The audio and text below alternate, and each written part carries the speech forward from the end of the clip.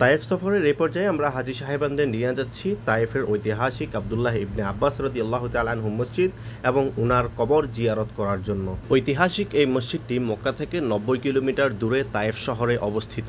আব্দুল্লাহ ইবনে আব্বাস রাদিয়াল্লাহু তাআলা আনহু হিজরতের মাত্র 3 বছর আগে মক্কা নগরীতে জন্মগ্রহণ করেন। তিনি ছিলেন রাসূল সাল্লাল্লাহু আলাইহি ওয়াসাল্লামের চাচা আব্বাস ইবনে আব্দুল মুত্তালিবের ছেলে। তিনি ছোটবেলা থেকেই রাসূল সাল্লাল্লাহু আলাইহি ওয়াসাল্লামের সন্নিকটে বড় হয়েছিলেন।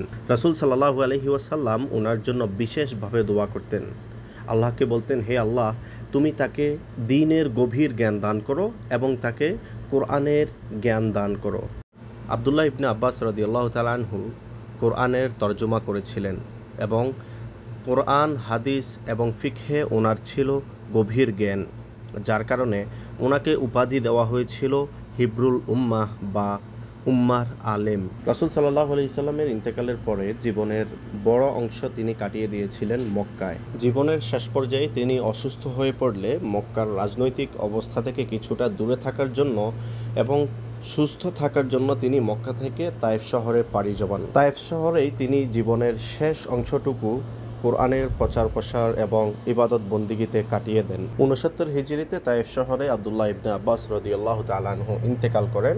উনার ইন্তেকালের পর তায়েফ শহরের এই জায়গায় উনাকে দাফন করা হয়। উনার কবরের পাশে নির্মিত হওয়ার কারণে এই মসজিদের নাম দেওয়া হয়েছে মসজিদ আব্দুল্লাহ ইবনে আব্বাস রাদিয়াল্লাহু তাআলা আনহু। আব্দুল্লাহ ইবনে আব্বাস রাদিয়াল্লাহু তাআলা আনহু এর প্রতি সম্মানার্থে এখানে মসজিদের পাশে স্থাপিত হয়েছে একটি লাইব্রেরি, যেখানে রয়েছে আব্দুল্লাহ ইবনে আব্বাস রাদিয়াল্লাহু তাআলা আনহু এর হস্তলিখিত কিছু কিতাব, কোরআনের তাফসির এবং অন্যান্য কিতাবাদি। প্রতিদিন হাজারো মানুষ দূর দূরান্ত থেকে ছুটে আসেন আব্দুল্লাহ ইবনে আব্বাস রাদিয়াল্লাহু তাআলা আনহু এর কবর জিয়ারত করার জন্য এবং ওনার মসজিদে নামাজ পড়ার জন্য। হজ কিংবা উমরায় মক্কা এবং মদিনা জিয়ারত করতে চাইলে আপনারা যোগাযোগ করতে পারেন আমাদের সাথে।